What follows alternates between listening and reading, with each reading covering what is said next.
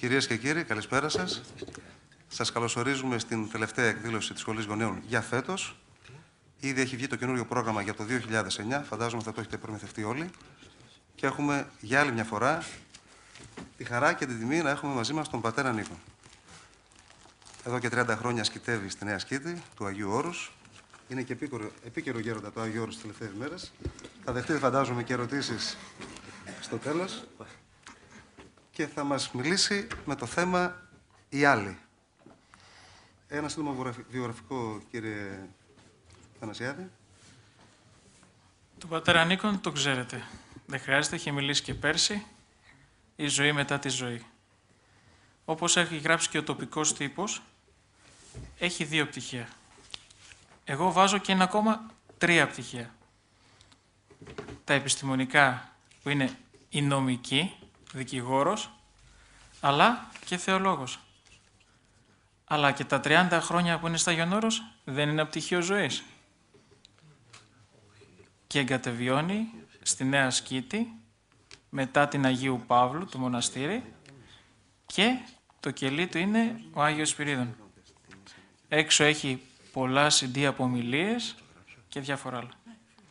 Αυτός είναι με λίγα λόγια, γιατί μας είπαν απλά και λιτά να μιλήσουμε, ο πατήρ Νίκον. Γέροντα, στη σημερινή εκδήλωση, συνδιοργανωτές είναι το Πνευματικό Κέντρο της Μητροπόλεως μας, ο Άγιος Φώτιος, και ο Σύλλογος Προσκυνητών Αγίου Όρους, εδώ της Κατερίνης, Παναγία η Πορταΐτισσα. Πατέρα Νίκονα, έχετε το λόγο. Καταρχήν να ευχαριστήσουμε τον Σεβασμιότατο που έδωσε την ευλογία να γίνει αυτή η ομιλία, τη Σχολή Γονέων και τους συνδιοργανωτές,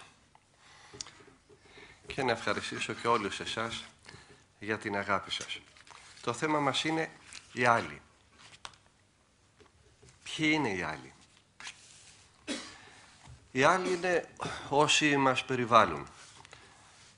Οι γύρω μας, οι πλησίον μας, οι πλησιέστεροι, αυτοί με τους οποίους ζούμε, αυτοί με τους οποίους συναναστρεφόμαστε, εκείνοι τους οποίους συναντάμε κάθε μέρα, μιλάμε μαζί τους, έχουμε σχέσεις μαζί τους. Αυτοί είναι οι πλησίον μας. Για αυτούς έχουμε την εντολή αγαπήσεις των πλησίων σου. Δεν μπορούμε να λέμε αγαπάω όλο τον κόσμο. Δεν έχει καμιά αξία αυτή η αγάπη. Τι να την κάνεις αυτή την αγάπη? Όλοι αγαπάμε αυτούς που είναι μακριά και δεν μας ενοχλούν σε τίποτα. Η εντολή είναι να αγαπάμε τους άλλους όταν είναι πλησίον μας. Όταν βλέπουμε τα ελαττώματά τους, βλέπουμε τις αδυναμίες τους, και τότε έχει αξία η αγάπη μας. Τι είναι για μας οι άλλοι? Ένας Γάλλος άθεος λέει: η κόλασή μου είναι οι άλλοι. Ο γέροντάς μου έλεγε: είδες τον αδερφό σου? Είδες Κύριο τον Θεό σου? Ποιος έχει δίκιο? Μια Κυριακή, σε ένα χωριό στην Πελοπόννησο,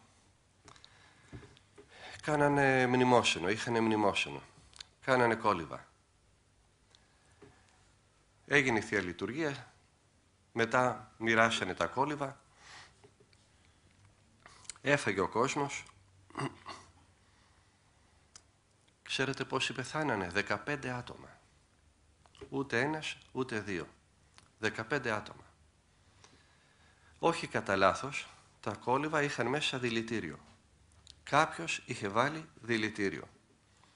Έγινε ο κόσμος ανάστατος. Γράφανε εφημερίδες, έγιναν έρευνες και τελικά συνελήφθη ο δράστης. Ήταν μια παράλυτη γυναίκα. Την ερωτάνε κατάπληκτοι γιατί έγινε η δίκη. Το δικαστήριο της επέβαλε την εσχάτη των ποινών. Τότε υπήρχε ακόμα η ποινή του θανάτου, εις θάνατον. Λίγο πριν μεταφερθεί στην Αθήνα, την κλείσανε φυλακή και πήγε ο παπάς, σαν πατέρας που πονάει και ενδιαφέρεται, να την βοηθήσει. Ούτε να την πλησιάσει δεν τον άφηνε. Ήτανε σαν αγρίμη. Δεν σήκωνε κουβέντα.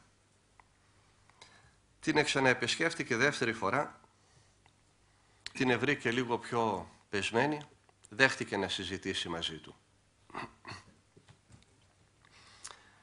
Και ξέσπασε η γυναίκα. Έκανα λάθος. Δεν έκανα καλά. Δεν έπρεπε να δηλητηριάσω 15 άτομα. Όλο το χωριό έπρεπε να δηλητηριάσω. Όλους έπρεπε να τους σκοτώσω. Γιατί ήμουν απαράλυτη και κανείς δεν ερχόταν να με επισκεφτεί. Γιατί πέθαινα κάθε μέρα και ήμουνα μόνη μου. Γιατί είχα ανάγκη από κάποιον και κανείς δεν ερχόταν να μου πει μια κουβέντα. Όχι τους 15, όλους έπρεπε να σας δηλητηριάσω. Μεταφέρθηκε στην Αθήνα, στη φυλακή των Αθηνών. Σε μια φυλακή των Αθηνών. Ο παπάς από κοντά. Για να την βοηθήσει. Συζήτησε μαζί της, ξανασυζήτησε μαζί της. Άνθρωποι είμαστε όλοι. Την ώρα της εκτέλεσης, όταν την είχαν στήσει να την εκτελέσουν, έκανε το σταυρό της κλαίγοντας: «Θεέ μου, συγχώρεσέ με». Ακούστηκε το επισκοπό πυρ και έπεσε αιμόφρητη στο έδαφος. Φαίνεται να έχει δίκιο ο άπιστος. Η κόλασή της ήταν η άλλη. Είναι έτσι. Σε ένα άλλο χωριό, στη στερεά Ελλάδα, σκοτώνουνε κάποιον. Η αστυνομία συνέλαβε σαν ύποπτο κάποιον που εκείνη τη στιγμή ήταν κοντά. Δεν θα σας πω το όνομά του. Όταν έκανε αυτή την ομιλία ήρθανε μετά και μου το έπανε. Τον πήγανε στο δικαστήριο. Και το δικαστήριο απεφάνθη. Ένοχος στη φυλακή. 1 χρόνος, 2 χρόνια, 5 χρόνια, 10 χρόνια. Ο άνθρωπος να λέει: δεν έκανα εγώ τον φόνο. Αλλά ήταν πιστός χριστιανός και έλεγε: Θεέ μου, αυτό είναι το θέλημά σου. Και ησύχασε και γαλήνευε. Πέρασαν 20 χρόνια. Και στα 20 χρόνια πεθαίνει κάποιος σε αυτό το χωριό και πριν πεθάνει φωνάζει παπά να εξομολογηθεί. Και λέει του παπά: εγώ σκότωσα αυτόν τον άνθρωπο. Άδικα είναι στη φυλακή ο τάδε. Ο παπάς, ο εξομολόγος του λέει: αν θέλεις να βγει από τη φυλακή, πρέπει μόνος σου να το ομολογήσεις ενώπιον του εισαγγελέα και της αστυνομίας. Εγώ, επειδή είμαι ιερέας και εξομολόγος, έχω το απόρριτο της εξομολογήσεως και δεν μπορώ να πω αυτά που θα μου πεις. Να το πεις εσύ. Ευτυχώς πρόλαβε. Ναι, παπά μου, θα το κάνω. Το έκανε μπροστά στον εισαγγελέα και την αστυνομία και ξεψύχησε. Το δικαστήριο έστειλε αμέσως σήμα στη φυλακή ότι ο κατηγορούμενος για φόνο τάδε είναι αθώος και να βγει. Ποια ήταν η έκπληξη? Δεν ήθελε να βγει από τη φυλακή. Όχι, έλεγε. Εδώ βρήκα το Θεό. Εδώ προσφέρω έργο. Εδώ συζητάω με τους άλλους για το Θεό και την αγάπη Του. Εδώ διαβάζουμε την Αγία Γραφή. Εδώ στηρίζω τους αδερφούς μου. Δεν θέλω να βγω. Τελικά υποχώρησε με την συμφωνία να μπαίνει στη φυλακή και να μένει όσο ήθελε και όποτε ήθελε να βγαίνει. Όταν βγήκαν από τη φυλακή, μου λέει ένας εισαγγελέας που τον ήξερε, τον πλησιάσανε οι συγγενείς του και του λένε να σκοτώσεις τα παιδιά εκείνου που σε έκλεισε 20 χρόνια φυλακή. Και αυτός λέει εντάξει. Έκανε ένα μεγάλο τραπέζι και τους κάλεσε όλους να τους συγχωρήσει όλους και να ζήσουν ευτυχισμένοι όλοι. Ο τότε Μητροπολίτης Αιτωλοακαρνανίας τον χειροτώνησε κληρικό. Και σαν κληρικός γύριζε συνέχεια με το πετραχύλι στο χέρι όλα τα χωριά και εξομολογούσε και έσωσε πολύ κόσμο. Φαίνεται να έχει δίκιο ο γεροντάς μου. Είδες τον αδερφό σου, είδες Κύριο τον Θεό σου. Γιατί το ερώτημα αντιστρέφεται. Μήπως είμαστε εμείς η κόλαση για τους άλλους? Μήπως εμείς κάνουμε τη ζωή των άλλων κόλαση και μετά ζούμε κι εμείς στην ίδια κόλαση? Πολλοί άρρωστοι υπάρχουν που αισθάνονται παραμελημένοι. Δεν δηλητηριάζουν όμως τους άλλους. Αυτό δεν φαίνεται να το σκέφτηκε ο φιλόσοφος. Εμείς το σκεφτόμαστε. Πάντα μας φταίνε οι άλλοι. Εμείς δεν φταίμε σε τίποτα. Από τους άλλους θέλουμε να είναι σωστοί. Εμείς πόσο είμαστε σωστοί? Τι πρέπει λοιπόν να κάνουμε για να αρχίσει ο παράδεισός μας από τώρα και να μην κάνουμε τη ζωή των άλλων κόλαση? Αγαπήσεις Κύριον τον Θεό σου εν όλη την καρδία σου και εν όλη την ψυχή σου και εν όλη τη διανία σου. Αυτή εστί πρώτη και μεγάλη εντολή. Δευτέρα δε ομοία αυτή, αγαπήσεις τον πλησίον σου ως σε αυτόν. Εν ταύτες τες δυσίν εντολές όλος ο νόμος και οι προφήτε κρέμανται. Θα αγαπήσεις πρώτα τον Θεό σου και δεύτερη εντολή. Αυτή είναι η πρώτη και μεγάλη εντολή, λέει. Δεύτερη δε, όμοια με αυτή, θα αγαπήσεις τον πλησίον σου σαν τον εαυτό σου. Σε αυτές τις δύο εντολές κρέμεται όλος ο νόμος του Θεού. Προσέξατε τι είπε. Αγαπήσεις τον Θεό σου με όλο το μυαλό σου, με όλη την καρδιά σου. Αυτή είναι η πρώτη εντολή.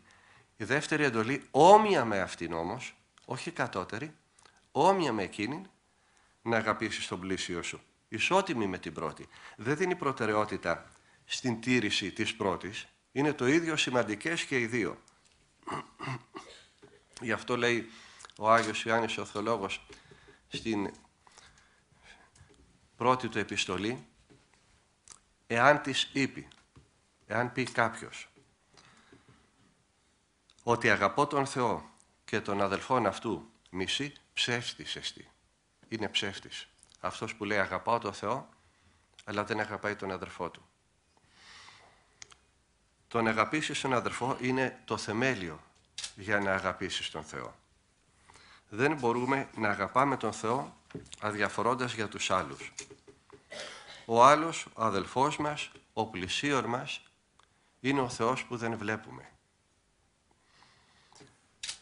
Μετά την Σταύρωση, όλοι οι μαθητές σκόρπισαν πανικόβλητοι. Είχαν κρυφτεί.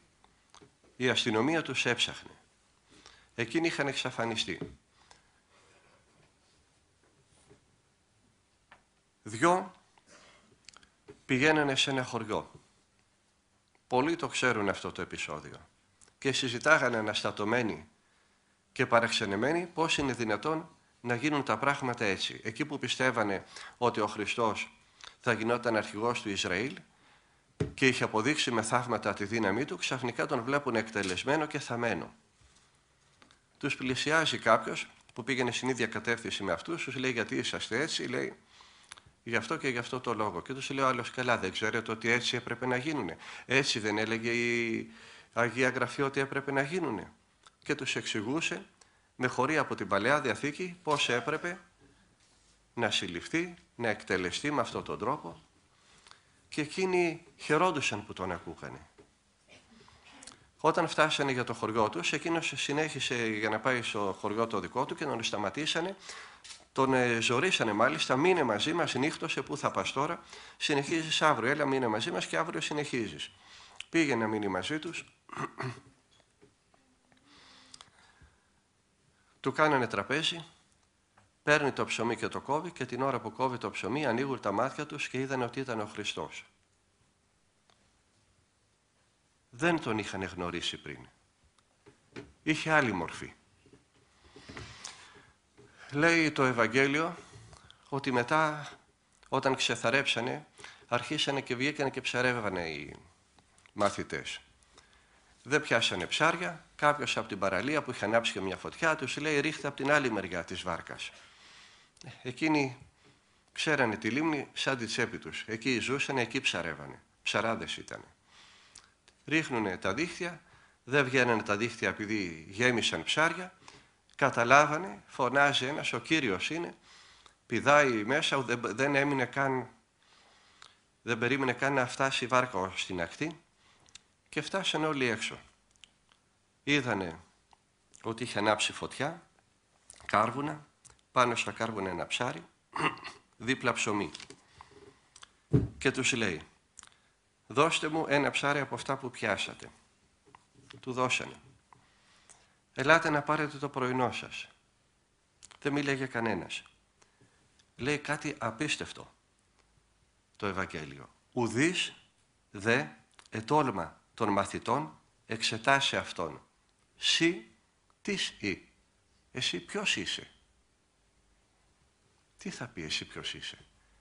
Γιατί δεν τολμάγανε να ρωτήσουν ποιος είσαι. Δεν τον εβλέπανε. Δεν τον αναγνώριζαν. Ξέρανε ποιος ήταν από το θαύμα που προηγήθηκε. Ο Κύριος εστίν. Και από αυτά που επακολούθησαν. Λέει στον Πέτρο, Σίμωνο, να φιλείς με. Ναι Κύριε, ξέρεις ότι σε αγαπάω. Δεύτερη φορά, με αγαπάς, ξέρεις ότι σε αγαπάω. Τρίτη φορά. Και έβαλε τα κλάματα ο Πέτρος. Γιατί δεν τον αναγνώριζαν. Χρόνια ζούσανε μαζί του. Πριν 3 μέρες αποχωριστήκανε. Γιατί δεν τον εγνώριζαν. Στο Άγιον Όρος υπάρχει μια εκκλησία. Το Πρωτάτο. Υπάρχει μια εικόνα του Χριστού παράξενη, ασυνήθιστη. Δεν μοιάζει με αυτές που ξέρουμε. Και έχει τίτλο «Ο Κύριος εν ετέρα μορφή», με άλλη μορφή, με άλλο πρόσωπο. Γιατί? Γιατί δεν τον αναγνώρισαν μετά την Ανάσταση. Οι άνθρωποι που φάγανε μαζί του, που κλάψανε μαζί του, που προσευχηθήκανε μαζί του. Γιατί εν ετέρα μορφή, με άλλη μορφή. Το λόγο τον εξηγεί ο ίδιος ο Χριστός. Την απάντηση την δίνει ο ίδιος ο Κύριος. Να διαβάζετε αυτό το βιβλίο. Είναι η Καινή Διαθήκη. Να το διαβάζετε. Και δεν είναι τόσο μεγάλο, ούτε καν αυτό που φαίνεται. Το μισό είναι. Το μισό είναι το κείμενο, το μισό είναι η μετάφραση. Μόνο αυτό το βιβλιαράκι είναι. Να το μάθετε απ' έξω. Θα πάρετε απάντηση σε όλες σας τις απορίες, σε όλα σας τα προβλήματα. Γιατί με άλλη μορφή. Λέει ο Κύριος στο κατά Ματθαίον Ευαγγέλιο, κεφάλαιο 25, στίχος 31, μιλάει για την τελική κρίση. Όταν γίνει η Δευτέρα παρουσία του, μετά θα γίνει και η τελική κρίση και θα πει εσείς για τον Παράδεισο, εσείς για την κόλαση. Και θα πει σε αυτούς που θα πάνε στον Παράδεισο, δε φταίει η ευλογημένη του πατρός μου στην ετοιμασμένη μήνυ βασιλεία στον Παράδεισο που σας ετοίμασε ο Θεός. Γιατί ήμουν πεινασμένος και μου δώσατε να φάω. Ήμουν γυμνός και με ντύσατε. Ήμουν άρρωστος και με περιποιηθήκατε. Ήμουν σε φυλακή και με επισκεφτήκατε. Και του λένε οι δίκαιοι, Κύριε, πότε εμείς σε είδαμε άρρωστο και στη φυλακή σε επισκεφτήκαμε, γυμνό και σε ντύσαμε, πεινασμένο και σε ταΐσαμε? Και τους λέει ο Χριστός, εφόσον το κάνατε σε έναν από αυτούς εδώ, τους απλούς αδερφούς μου, σε μένα το κάνατε. Και θα πει στους άλλους, απέλθετε από εμού, οι κατηραμένοι στο πύρτο αιώνιο, το ετοιμασμένο το διαβόλο και τις αγγέλεις αυτού. Γιατί ήμουν γυμνός και δεν με ντύσατε, πεινασμένος και δεν με ταΐσατε, στη φυλακή και δεν με επισκεφτήκατε. Και θα του πούνε οι χαμένοι, πότε σε είδαμε γυμνό και δεν σε ντύσαμε, πεινασμένο και δεν σε ταΐσαμε, στη φυλακή και δεν σε επισκεφτήκαμε? Και θα ακούσουνε, αφού δεν το κάνετε σε έναν από αυτούς τους αδελφούς μου, σε μένα δεν το κάνατε. Να, γιατί μου έλεγε ο γέροντάς μου, είδες τον αδερφό σου, είδες Κύριο τον Θεό σου. Για να μάθουμε να αναγνωρίζουμε στον καθέναν τον Θεό, τον Χριστό. Γι' αυτό έλεγε ο Μέγας Αντώνιος, εκ του πλησίον εστίν η ζωή και ο θάνατος. Από το διπλανό σου εξαρτάται η ζωή σου και ο θάνατός σου. Κέρδισες τον αδελφό σου, τον Χριστόν εκέρδισες, λέει. Αμάρτησες τον αδελφό σου, εις Χριστόν αμάρτησες. Να γιατί ο Χριστός εμφανιζόταν με άλλη μορφή. Για να μάθουμε να βλέπουμε στον καθένα τον ίδιο τον Χριστό.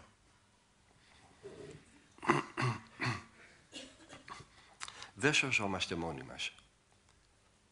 Ο χριστιανισμός είναι μια οικογένεια. Δεν σώζεται κανένας μόνος του.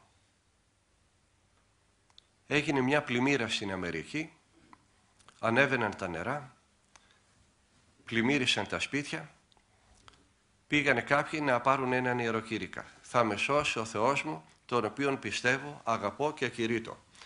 Έφυγε η βάρκα, ανεβήκαν τα νερά, ανέβηκε στη σκεπή του σπιτιού. Πάει δεύτερη βάρκα. Θα με σώσει ο Θεός τον οποίον πιστεύω. Ανέβηκαν τα νερά, κάλυψαν τη σκεπή του σπιτιού, σκαρφαλώνει σε ένα δέντρο. Ανεβαίναν τα νερά, ανέβαινε και εκείνος. Πάει τρίτη βάρκα. Θα με σώσει ο Θεός τον οποίον πιστεύω. Είναι δυνατός ο Θεός τον οποίο πιστεύω. Έφυγε και η τρίτη βάρκα. Ανεβαίνει παραπάνω, ανεβαίνει η πλημμύρα, ανεβαίνει στην κορυφή του δέντρου, σπάει το δέντρο και αρχίζει να πνίγεται και βάζει τις φωνές. Θεέ μου, πού είσαι? Και ακούει, λέει το ανέκδοτο, τη φωνή του Θεού να του λέει, όλα και όλα, 3 βάρκες σου έστειλα. Έτσι θα σωθούμε. Ο ένας με τον άλλον. Ο ένας από τον άλλον. Εν σώμα οι πολλοί εσμέν, λέει ο Απόστολος Παύλος. Είμαστε όλοι ένα σώμα. Δεν είμαστε μόνοι μας. Είναι ένας Άγγλος ποιητής, περίφημος, μεγάλος, ο Τζον Ντον, του 1700, και λέει κάτι πολύ ωραίο. Θα έχετε ακούσει τη φράση. Όταν η θάλασσα παρασέρνει ένα σβόλο χώματος από κάποιο νησί, η Ευρώπη μικραίνει. Εννοώντας ότι κάτω από τη θάλασσα το νησί είναι ενωμένο με την Ευρώπη. Κανένας άνθρωπος δεν αποτελεί νησίδα. Ο θάνατος κάθε ανθρώπου με μικραίνει, γιατί ανήκω στο ανθρώπινο είδος.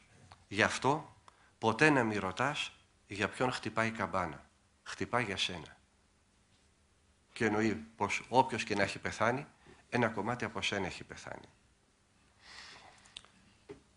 Προσέξτε, η δική μας θρησκεία είναι θρησκεία μονοθεϊστική.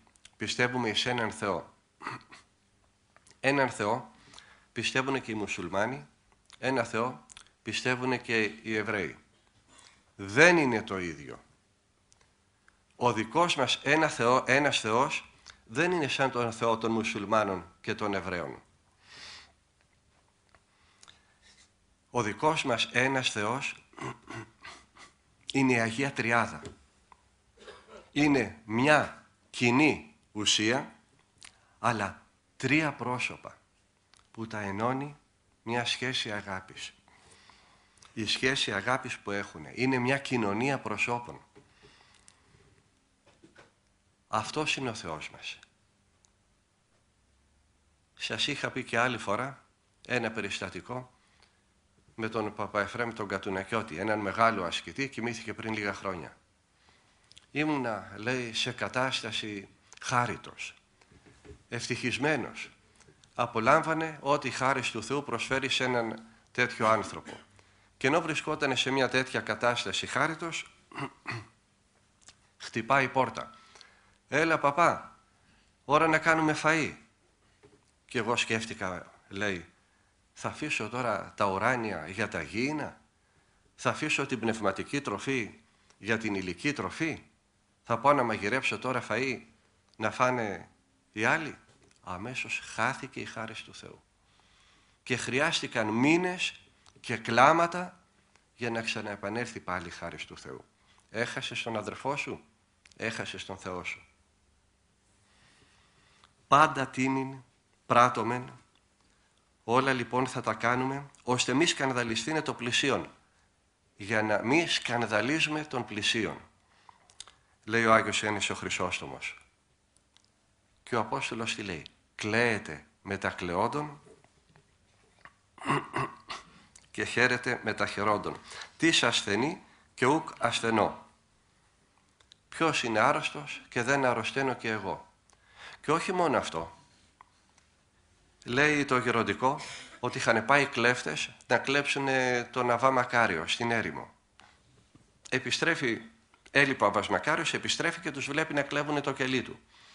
Να σας βοηθήσω, λέει, και τρέχει και αρχίζει να φορτώνει και αυτός πράγματα. Φορτώσανε τα ζώα εκείνοι, τον ευχαριστήσανε και φύγανε. Άλλον τον κατηγορούσαν για φόνο και δεν έλεγε είσαστε ψεύτες, με συκοφαντείτε, λέτε ψέματα. Το δεχότανε. Τον Αββά Αγάθωνα τον κατηγορούσαν για πόρνο. Το δεχότανε. Δεν τους έβριζε. Γιατί είχαν μάθει το ότι πρέπει να μισούμε την αμαρτία, όχι τον αμαρτωλό. Όλοι είμαστε αμαρτωλοί. Αν έπρεπε να μισούμε τον κάθε αμαρτωλό, θα έπρεπε να μισήσουμε πρώτα τον εαυτό μας. Δεν υπάρχει άνθρωπος αναμάρτητος. Ο μόνος αναμάρτητος που εμφανίστηκε ποτέ στον κόσμο είναι ο Χριστός. Όλοι οι άλλοι είμαστε αμαρτωλοί. Αμαρτάνουμε και με τα μάτια, με αυτά που βλέπουμε, και με τα αυτιά, με αυτά που ακούμε, και με τη σκέψη, με αυτά που σκεφτόμαστε. Όλοι είμαστε αμαρτωλοί. Όλοι έχουμε πτώσεις. Τι όμορφα που τα ψέλνει η νεκρόσιμη ακολουθία. «Εικόνη μη της αρήτου δόξη σου ή και στίγματα φέρω πτεσμάτων». Και ο μεγαλύτερος δολοφόνος και ο μεγαλύτερος εγκληματίας είναι εικόνα της δόξης του Θεού. Και ας έχει χτυπήματα από το διάβολο, και ας έχει χτυπήματα από τους πολέμους. Είμαι εικόνα σου, Θεέ μου. Και ας έχω τα χτυπήματα και τις πληγές που έχω. Δεν θα πούμε ποτέ, όταν κάποιος μας φέρθηκε άσχημα, τώρα έδειξε ποιος είναι πραγματικά. Τώρα αποκάλυψε τον πραγματικό του εαυτό. Όχι. Βρέθηκε σε μια στιγμή αδυναμίας και φέρθηκε έτσι.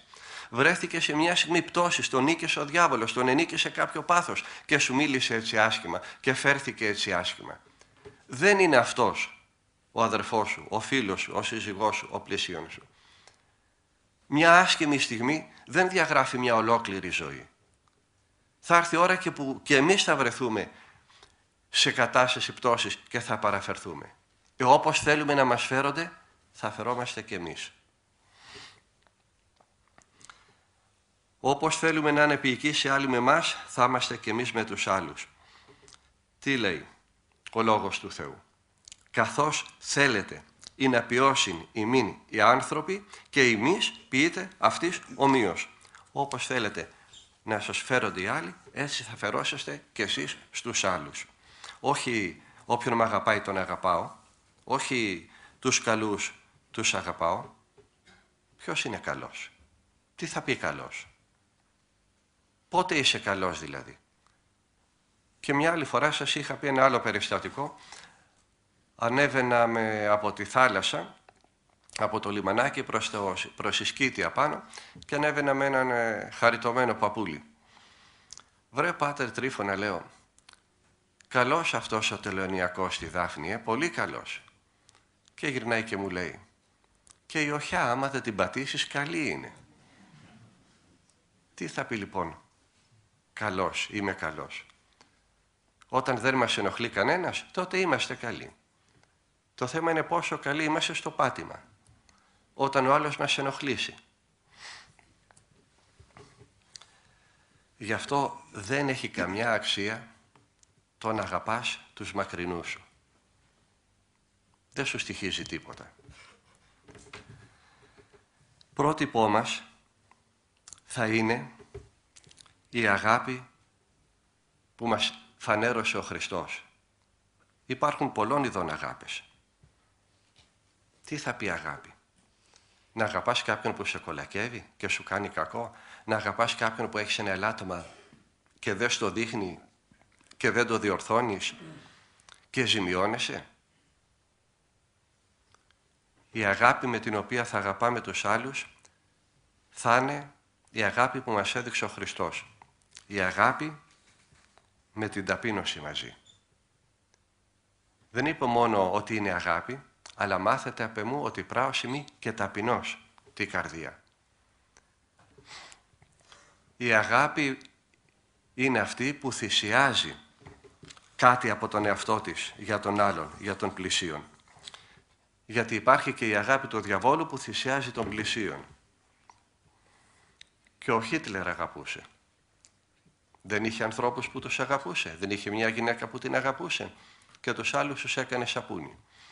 Και ο Αλ Καπόνε στην Αμερική είχε τα πρωτοπαλίκαρά του που τα αγαπούσε. Και τους άλλους τους σκότωνε. Δεν έχει αξία μια τέτοια αγάπη. Αυτή είναι η αγάπη του διαβόλου. Δεν έχει καμιά σημασία, καμιά αξία, κανένα νόημα να λέτε για αγάπη. Να μιλάνε οι άνθρωποι για αγάπη. Η αγάπη είναι το αγαπημένο ρούχο του διαβόλου. Ο διάβολος έρχεται ντυμένος με αγάπη. Πρέπει να αγαπάμε. Πρέπει να έχεις αγάπη. Ποια αγάπη? Του Χίτλερ? Ποια αγάπη? Τους αγαπάω όταν μου προσφέρεις? Ποια αγάπη? Αυτή που ζητάει αντάλλαγμα? Σε αγαπάω, τον αγάπησα, μια ζωή τον αγαπούσα και είδες πως μου φέρθηκε? Δηλαδή αγαπάς και περιμένεις ανταπόδοση? Ζητάς πληρωμή για την αγάπη σου? Αυτή δεν είναι η αγάπη των πορνών? Έτσι θα αγαπάμε, επιπληρωμή, σαν να είμαστε πόρνες? Αυτή είναι η αγάπη του διαβόλου. Εμείς θα επιδιώξουμε να γνωρίσουμε και να ζήσουμε την αγάπη του Χριστού. Και η αγάπη του Χριστού είναι η αγάπη που έχει και ταπείνωση. Γιατί πολλά πάθη μεταμφιέζονται σε αγάπη. Θα προσέχετε πώς θα δείχνετε την αγάπη σας στους άλλους. Θα φροντίζουμε να αγαπάμε τους άλλους και να μην τους προσβάλλουμε δείχνοντάς τους την αγάπη μας. Θα προσέχουμε πώς συμβουλεύουμε τους άλλους από αγάπη. Ναι, από αγάπη συμβουλεύεις τον άλλον, αλλά το κάνεις με καλό τρόπο. Ή λες στον άλλον, άκουσέ με που σου μιλάω, εγώ έχω πείρα, ξέρω τι λέω, τα έχω περάσει, πρέπει να με ακούσεις. Και νομίζοντας ότι αγαπάς τον άλλον, ταπεινώνεις τον άλλον, εξευτελίζεις τον άλλον. Συμβουλεύεις τον άλλον και είναι σαν να του λες με τον τρόπο σου, όχι με τα λόγια, εσύ παιδάκι μου είσαι βλάκας, είσαι χαζός και δεν μπορείς να καταλάβεις αυτά που εγώ έξυπνος μπορώ να καταλάβω. Γι' αυτό άκουσε με ποιο είναι το σωστό. Είναι τούτο, είναι εκείνο, είναι το ένα, είναι το άλλο. Και νομίζεις ότι δείχνεις αγάπη. Βοηθάς τον άλλον έτσι ή τον πληγώνεις και τον προσβάλλεις? Γι' αυτό πρέπει να είμαστε προσεκτικοί. Να μην μεταμφιέζουμε τα πάθη μας σε αρετές.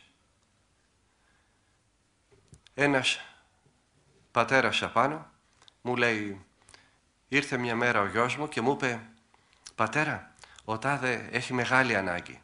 Είναι φτωχός, έχει και παιδιά. Και λέω να πάω να του δώσω ένα αρκετό ποσό χρημάτων. Και του λέει ο γέροντας, όχι παιδί μου, δεν θα πας να του τα δώσεις. Θα πας στον παπά της ενορίας και θα του πεις αυτός έχει ανάγκη, δώστα. και ο παπάς θα πάει να τα δώσει. Ώστε όταν σε βλέπει ο άλλος αύριο μεθαύριο, να μην σε βλέπει και να ντρέπεται ότι τον ελέησες και να αισθάνεται σαζιτιάνος, να μην σε βλέπει και να αισθάνεται υποχρεωμένος απέναντί σου. Μη σου ξεφύγει και εσένα ποτέ και πεις από αγάπη σε κάποιον άλλον, βοήθησε τον τάδε γιατί έχει αγάπη και εγώ τον βοήθησα, και θα το μάθει κι άλλος και θα πει γι' αυτό μου δώσε χρήματα για να καφιέται και να το λέει. Να, ποια είναι η αγάπη του Χριστού. Όχι αυτή που ζητάει ανταμοιβή. Δώστα στον παπά και ο παπάς θα τα δώσει. Πρέπει να είμαστε προσεκτικοί. Λέει ο πατήρ Πορφύριος, θέλετε να σώσετε τα παιδιά σας, γίνετε Άγιοι. Πολύ απλό. Αλλά επειδή είναι δύσκολο, προτιμάμε να αγιάζουμε εμείς τα παιδιά μας. Κάνε τούτο, κάνε εκείνο, κάνε τόνα, κάνε τ' άλλο, γιατί δεν με ακούς. Τα λόγια είναι αέρας κοπανιστός. Ξέρετε πόσες φορές αυτά που λέμε δεν τα κάνουμε. Και το αποτέλεσμα είναι οι συμβουλές μας να είναι πληγές για τα παιδιά μας. Ήμουνα στη Γερμανία, σε ένα εξοχικό μέρος, με έναν κύριο, ένα ωραίο χωριό, μια καταπράσινη πεδιάδα, πέρναγε ένας μεγάλος δρόμος έξω από το χωριό. Πάω να περάσω για να πάμε στο χωριό, με σταματάει ο Γερμανός με το χέρι του. Τρόμαξα, κάνω πίσω, κοιτάζω δεξιά-αριστερά, λέω αυτοκίνητο. Πουθενά αυτοκίνητο. 1 χιλιόμετρο από τη μία μεριά, τίποτα. Από την άλλη μεριά, τίποτα. Κοιτάζω το Γερμανό παραξενεμένος, μου δείχνει απέναντι με το δάχτυλό του. Το φανάρι ήταν κόκκινο. Κοιτάζω το φανάρι, κοιτάζω αυτόν και του λέω, μα τώρα αστείευεσαι. Αυτό το φανάρι έχει κάποιο νόημα. Είναι κόκκινο για να μου δείξει ότι όταν υπάρχουν λες και δεν ήξερε ο άνθρωπος, περίμενε από μένα να τον διαφωτίσω. Όταν υπάρχει κόκκινο, να μην περάσω με κόκκινο για να μην με πατήσει αυτοκίνητο. Αλλά τώρα 5 χιλιόμετρα από εδώ, 5 χιλιόμετρα από την άλλη δεν υπάρχει αυτοκίνητο. Άρα μπορώ να περάσω με κόκκινο. Και γυρνάει και μου λέει, εγώ το ξέρω. Το εξάχρονο που θα με δει όμως να περνάω με κόκκινο, δεν θα σκεφτεί όπως εγώ και θα περάσει με κόκκινο και θα το πατήσει το αυτοκίνητο. Γιατί δεν έχει το μυαλό του 50. Να, πώς διδάσκουμε τους άλλους. Να πώς συμβουλεύουμε τους άλλους. Και τα παιδιά μας και τον καθένα. Με το παράδειγμά μας. Αυτή είναι η αγάπη για τον άλλον. Και αν τώρα ο άλλος είναι κάποιος επικίνδυνος εχθρός μας και δεν είναι αδερφός μας, γιατί υπάρχουν και αυτοί που λέει ο Απόστολος Παύλος ψεύτικοι αδελφοί. Μιλάει για κινδύνης εν ψευδαδέλφης. Έλεγε ο πατήρ Παΐσιος, δεν τους φέρνει όλους στο Άγιον Όρος η Παναγία, πολλούς τους φέρνει και ο διάολος. Και εμείς δεν λέμε, Θεέ μου φύλαξέ με από τον φίλο μου, γιατί από τον εχθρό μου μπορώ να φυλαχτώ. Τι γίνεται τότε με τους ψεύτικους αδελφούς? Προσέξτε. Τότε θα αμυνθούμε. Θα σταθούμε στα πόδια μας, θα κρατήσουμε τη θέση μας, την αξιοπρέπειά μας και θα βάλουμε τον άλλον στη θέση του. Και δεν σημαίνει ότι δεν έχουμε αγάπη. Αναφέρεται στα Ευαγγέλια το τι υπέφερε ο Χριστός από τα χτυπήματα, από τους εμπεγμούς,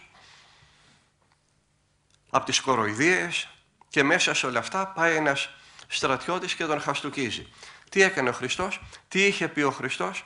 Όποιος σε χτυπήσει από το ένα μάγουλο, γύρισε εσύ και το άλλο. Γύρισε και το άλλο? Όχι. Γιατί? Ζητάει δηλαδή να κάνουμε πράγματα που δεν μπορεί να τα κάνει ο ίδιος? Γιατί δεν γύρισε και το άλλο μάγουλο? Τι έκανε? Γυρνάει και λέει στο στρατιώτη, αν είπα κάτι άσχημο, μαρτύρησαν περί αυτού. Διαφορετικά γιατί χτυπάς? Τι σημαίνει αυτό? Ότι δεν είχε ταπείνωση? Τι σημαίνει αυτό? Ότι πόνεσε από το χαστούκι και αγανάκτησε και θύμωσε? Αστειευόμαστε? Το χαστούκι θα το πόναγε. Εδώ δέχτηκε το σταυρό. Το χαστούκι θα τον εταπείνωνε. Εδώ δέχτηκε τόσα και τόσα από εκεί και μετά και πριν και μετά. Το χαστούκι δεν θα ανεχότανε. Τα καρφιά του σταυρού ανέχτηκε. Για να μας δείξει αυτό ακριβώς. Ότι είναι φορές που θα υποχωρούμε και ότι είναι στιγμές που θα στεκόμαστε και θα βάζουμε τον άλλον στη θέση του. Γιατί είναι επικίνδυνος για μας. Ο Άγιος Νεκτάριος καθαιρέθηκε από το Πατριαρχείο Αλεξανδρίας. Έκπτωτος. Τον πετάξανε. Τι έκανε, τα μάζεψε και έφυγε? Λάθος. Διαμαρτυρήθηκε. Ζήτησε να του καταβληθούν οι μισθοί οι οποίοι παρεκρατούντο, που δεν τον είχαν πληρώσει. Γιατί? Ήτανε φιλάργυρος? Ήτανε περήφανος? Από χορτήρια καθάριζε στη Ριζάριο σχολή. Και τη φτώχεια του την ξέρουν όλοι. Για να μας δείξει αυτό ακριβώς. Να μάθουμε να παλεύουμε. Άλλο ταπεινός, άλλο καρπαζοής πράκτορας. Και μη μου πείτε τώρα για τον Άγιο Μακάριο που ανέφερα πιο μπροστά. Ναι, καλά έκανε. Μη μου πείτε για τον Αβά Αγάθωνα που είπα πιο μπροστά, που τον κατηγορούσαν για πόρνο και το δεχότανε. Ναι, καλά έκανε. Αλλά προσέξτε, δεν ήταν παντρεμένοι. Δεν είχαν γυναίκα και παιδιά. Και ο Άγιος Αγάθωνας ήταν μόνος του και ο Άγιος Μακάριος δεν είχε οικογένεια. Ο οικογενειάρχης, ο ιερέας, ο δικαστικός δεν θα τα δεχτούν. Θα αμυνθούν και θα βάλουν τον άλλον στη θέση του. Τότε, λέει η Γραφή, ο πραής έστω μαχητής. Αυτός που είναι πράος και αγαθός θα γίνει πολεμιστής. Άλλοτε θα υποχωρούμε και άλλοτε όχι. Πώς τώρα θα αποκτήσουμε αυτή την διάκριση, αυτή την αγάπη του Χριστού, που θα μας βοηθήσει να φερόμαστε σωστά? Πώς? Μέσα στην Εκκλησία του Χριστού, πουθενά αλλού. Μέσα στο Χριστό, πουθενά αλλού. Άνευ μου, ουδήναστε πίνου δεν, λέει ο Κύριος. Πάντα ισχύω, όλα τα μπορώ, λέει ο Απόστολος Παύλος, εν το ενδυναμούντι με Χριστό, με τον Χριστό που μου δίνει δύναμη.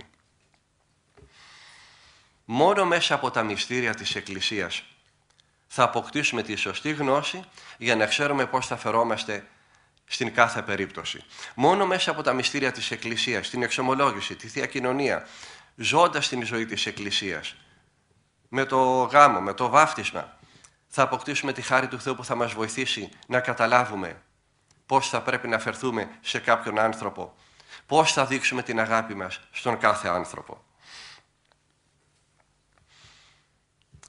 Να διαβάζουμε την Αγία Γραφή, να διαβάζουμε την Καινή Διαθήκη. Έχουμε χρόνο για 1002 και δεν έχουμε χρόνο για αυτό το μικρό βιβλιαράκι. Δεν έχουμε δικαιολογίες. Διαβάζουμε και τι δεν διαβάζουμε. Θα διαβάσουμε και αυτά που θα μας φέρουν τη σωστή γνώση που θα μας βοηθήσει να ζήσουμε. Πολλές φορές, κακά τα ψέματα, τα έχει φέρει ο διάβολος και η διάβολή του έτσι, ώστε σήμερα δεν έχουν χρόνο οι άνθρωποι να διαβάσουν. Ωραία. Δεν έχουμε χρόνο να διαβάσουμε. Θα πηγαίνετε στην Εκκλησία. Θα το βλέπετε σαν διασκέδαση. Μέσα στην Εκκλησία θα ακούτε και θα μάθετε και την Αγία Γραφή. Μέσα στις ακολουθίες. Στον Εσπερινό, στον Όρθρο, στο Απόδειπνο, στις παρακλήσεις.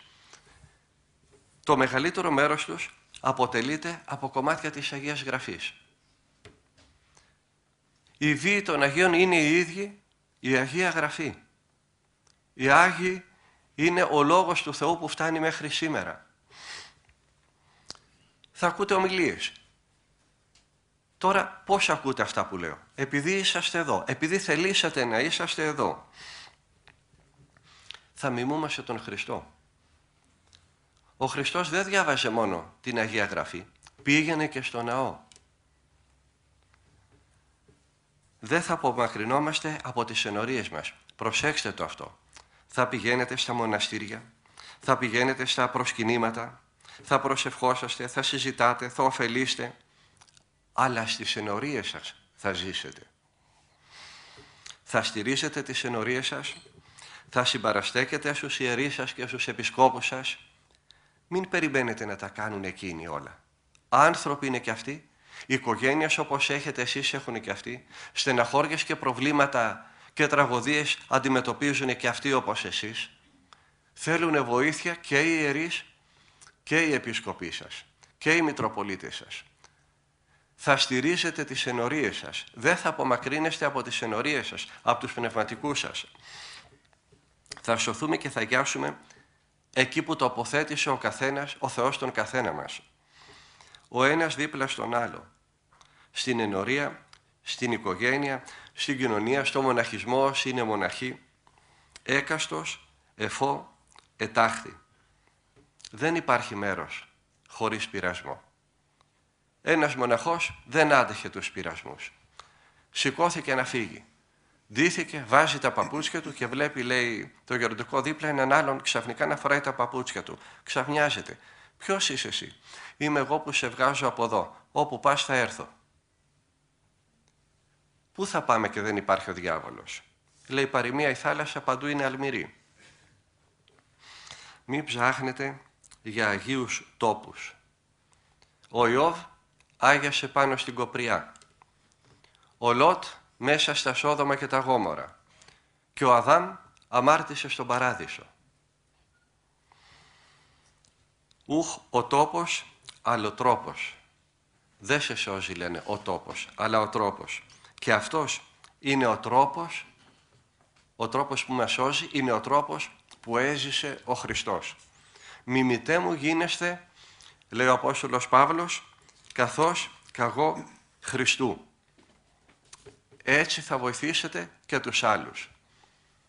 Κοιτάξτε πώς είμαι εγώ, θα λέτε στα παιδιά σας, και έτσι να γίνετε. Σας συμφέρει να το πείτε? Να που είναι το πρόβλημα. Το πρόβλημά μας είμαστε εμείς. Τα λόγια είναι αέρας. Θυμόσαστε τα μαθήματα που σας έλεγε ο δάσκαλός σας? Όχι. Τον δάσκαλό σας όμως τον θυμάστε. Αυτό είναι το κήρυγμα. Αυτή είναι η ωφέλεια που προσφέρουμε προς τους άλλους. Δεν είναι εγωισμός το να ασχολείται κάποιος με τον εαυτό του όταν το κάνει ξέροντας ότι θα βοηθήσει και τους άλλους. Μέσα στην Εκκλησία θα σωθείτε, μέσα στην Εκκλησία θα γίνετε σωστοί, μέσα στην Εκκλησία θα αγιάσετε. Ξαφνικά χτυπάει κάποιος στην πόρτα του Κολοκοτρώνη. Ξαφνιάζεται αυτός, τρέχει, την ανοίγει, βλέπει έναν πανικόβλητο να του φωνάζει. Βόηθησέ με, σώσε με, χάνομαι, με κυνηγάει η αστυνομία, αν με πιάσουνε θα με σκοτώσουνε. Τον εκλείνει μέσα, κλείνει την πόρτα ο Κολοκοτρώνης, κοιτάζει γύρω-γύρω που να τον εκρύψει. Τι έγινε, τι έκανες? Σκότωσα τον τάδε και θα με σκοτώσουνε άμα με πιάσουνε. Και είχε σκοτώσει τον αδερφό του Κολοκοτρώνη. Και ο Κολοκοτρώνης τον έκρυψε. Και όταν φτάσανε εκεί ζητώντας τον, τους έδειξε και τους έστειλε αλλού. Και τον έσωσε. Πού σπούδασε ο Κολοκοτρώνης? Πόσα βιβλία διάβασε και πόσα CD άκουσε? Ένας πατέρας ήθελε να φτιάξει το υπόγειό του απάνω στο όρος. Έβγαλε, μου λέει, χώμα κατακάθαρο, ωραιότατο. Πού να το ρίξω? Είναι κρίμα να πάει το χώμα χαμένο, να το βάλω σε σακιά να το πετάξω. Το βάζει σε ένα καρότσι. Ήταν και κατηφορικός ο διάδρομος που έβγαινε από το κελί του και πάει και το ρίχνει στον κήπο του διπλανού του. Να μην πάει, λέει, χαμένο το χώμα. Πολλά καρότσια χώμα. Τον παίρνει είδηση ένας άλλος και μου βάζει, λέει, κάτι φωνές. Δεν τρέπεσαι? Εκμεταλλεύεσαι τον γείτονά σου, τον ευρύκες που είναι απλός και πετάς όλα τα μπάζα που έβγαλες από το υπόγειό σου στον κήπο του. Κρίμα στον πόη σου, είσαι μοναχός εσύ. Με έκανε, λέει, σκουπίδι και ακούγανε και κοσμικοί και μου κάνανε νόημα, λέει, μη το απαντάς, μη το απαντάς. Και εγώ, λέει, καταστεναχωρέθηκα. Γιατί αυτό που του πέταξα δεν ήταν μπάζα, ήταν καλό χώμα. Φαίνεται ο άλλος πατέρας είδε κάποιον άλλο σωρό που είχε πέτρες μέσα και νόμιζε ότι ήταν αυτό που είχε πετάξει ο γέροντας που μου τα έλεγε αυτά. Εκείνη την ώρα, λέει, δεν το σκέφτηκα. Τι να κάνω?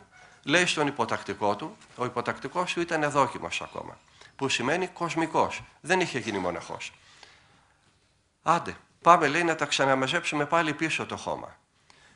Πώς να μαζευτεί τώρα το χώμα πίσω που έπρεπε από τον κατήφορο να ανέβει στον ανήφορο. Πώς να μαζευτεί τώρα που είχε βρέξει και είχε γίνει λάσπη. Άλλο να κατεβάσεις με το καρότσι και να αδειάσεις χώμα, άλλο τώρα να τραβάς προς τον ανήφορο λάσπη. Είχα γίνει, λέει ο γέροντας, είχα καταφαρμακωθεί. Και γυρνάει ο υποτακτικός και του λέει, γέροντα, δεν φταίει ο αδελφός. Ο διάβολος τον έβαλε, ο πειρασμός τον ενίκησε, αδυναμία του αδερφού ήτανε. Πάψε, του λέει ο γέροντας, τα ρίχνουμε τώρα όλα στο διάβολο, εμείς δεν φταίμε τίποτα. Όχι γέροντα, λέει, κοσμικός τώρα ο άλλος. Να κάνουμε νηστεία, να τον εφωτίσει ο Θεός, να καταλάβει ότι έχει λάθος, να κάνουμε νηστεία για τον πατέρα. Αυτός να κάνει νηστεία, ο χοντρός, να χάσει και κανένα κιλό, του λέει ο γέροντας. Και διαπιστώνω κατάπληκτος ότι αυτό, η εντολή να κάνουμε νηστεία για κάποιον που μας μισεί, για κάποιον που μας συκοφαντεί, είναι μία από τις αρχαιότερες εντολές που δόθηκαν ποτέ στην Εκκλησία. Περιλαμβάνεται στις διδαχές των 12 Αποστόλων. Ένα από τα πιο αρχαία συγγράμματα που έχει ο χριστιανισμός. Οι διδαχές των 12 Αποστόλων. Να κάνετε νηστεία για τους εχθρούς σας. Κεφάλαιο 1, παράγραφος 3. Πώς φτάσανε σε τέτοια μέτρα. Είχε διαβάσει ποτέ αυτός ο δόκιμος τις διδαχές των 12 Αποστόλων. Ούτε καν ότι υπήρχαν δεν ήξερε. Δεν διάβασαν θεολογικά συγγράμματα αυτοί οι άνθρωποι. Δεν διάβασαν και άκουσαν. Ζήσανε μέσα στην Εκκλησία.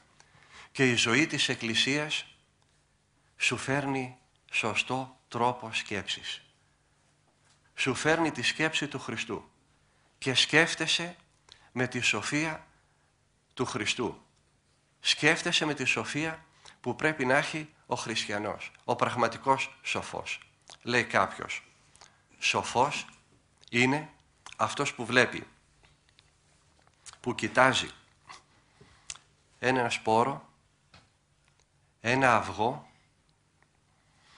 και ένα κακομαθημένο παιδί και βλέπει μια βελανιδιά, έναν αετό και έναν άγιο. Όχι αυτά που είναι, αλλά αυτά που κληθήκανε να γίνουνε. Αυτός είναι ο χριστιανός. Βλέπει με τα μάτια της αγάπης, την οποία περιέγραψε ο Απόστολος Παύλος τόσο ωραία στον γνωστό ύμνο, με αυτόν τον μοναδικό και ανεπανάληπτο τρόπο. Εάν τις γλώσσες των ανθρώπων λαλώ και των αγγέλων όλοι το ξέρετε. Δεν πάει να έχω πίστη που να μετακινώ και όρη. Εάν δεν έχω αγάπη δεν είμαι τίποτα. Και το κορμί μου να δώσω να καεί δεν ωφελούμε σε τίποτα. Αναφέρεται στο Συναξάρι μια συγκλονιστική περίπτωση δύο φίλων. Πολύ αγαπημένοι. Ο ένας ήταν Νικηφόρος, ο άλλος Απρίκιος. Ο Απρίκιος ήταν παπάς. Χριστιανοί και οι δύο. Έρχεται κάποια στιγμή και συγκρούονται μεταξύ τους. Αυτά που λέγαμε πιο μπροστά. Και μίσησε ο ιερέας τον Νικηφόρο. Δεν ήθελε ούτε να τον δει.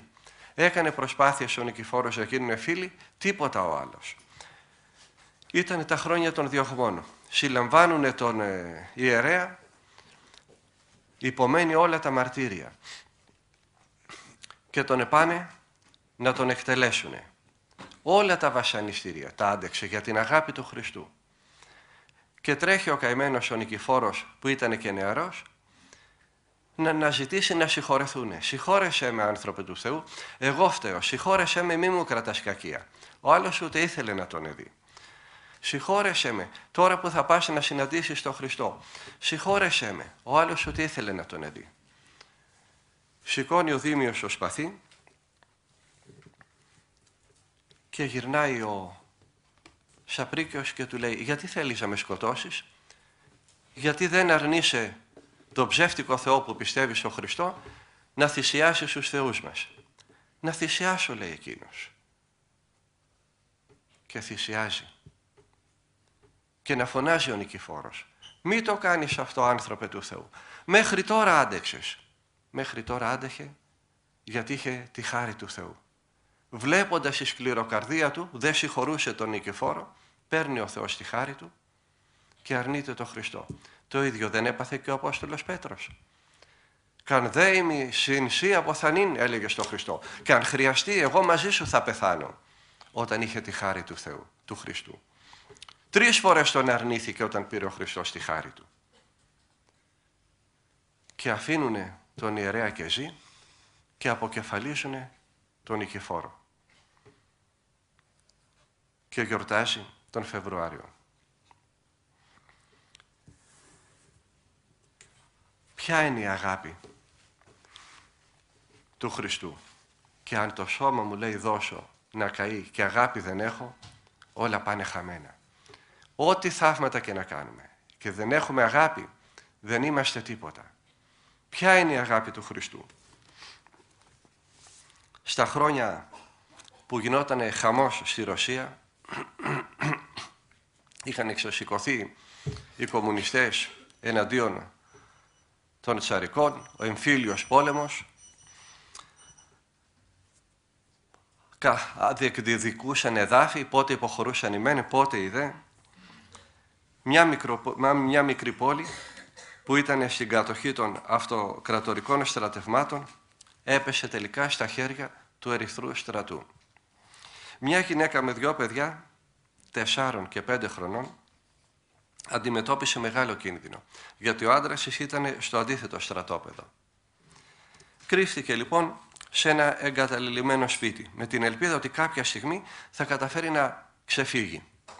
Ένα βράδυ μια νεαρή γυναίκα, η Ναταλία, στην ίδια περίπου ηλικία με τη νεαρή μητέρα, γύρω στα 20, γιατί και η μάνα γύρω στα 20 ήταν, χτυπάει την πόρτα και τη ρώτησε αν ήταν η τάδε.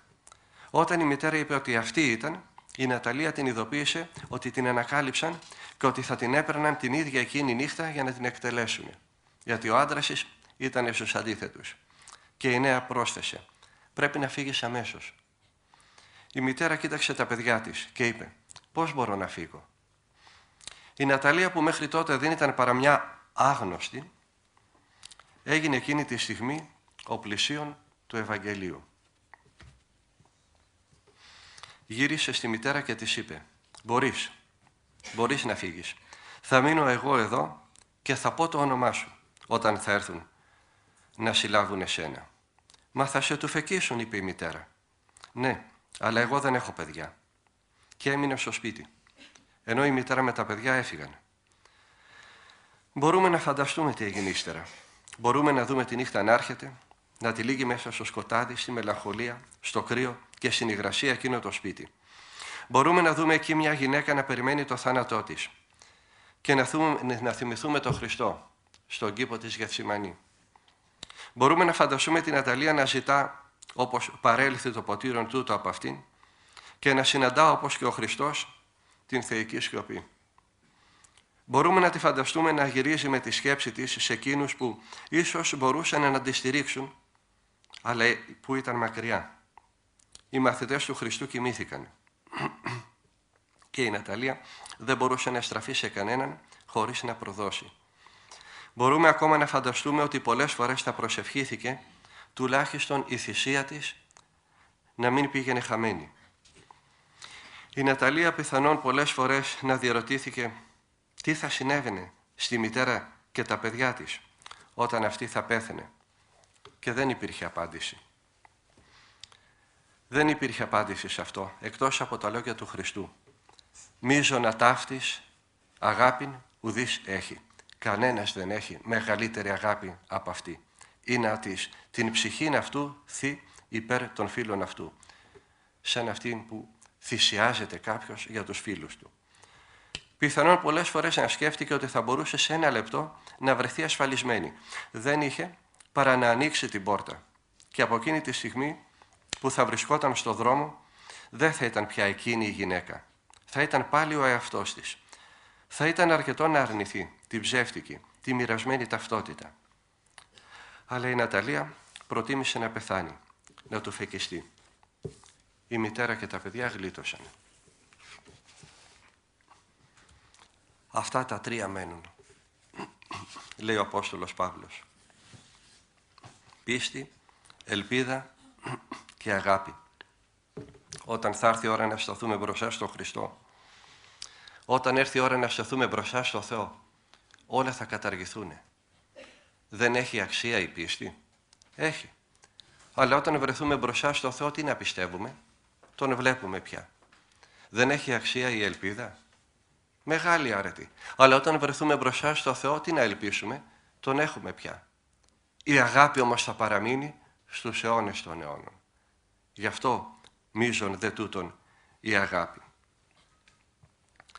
Υπήρχαν και άλλοι τρόποι εκτέλεσης όταν ζούσε ο Χριστός. Γιατί δέχτηκε την Σταύρωση? Για να μείνουν τα χέρια του καρφωμένα από τα καρφιά για πάντα σε μια ανοιχτή αγκαλιά. Αυτό να είμαστε κι εμείς για τους άλλους. Να εύχεστε.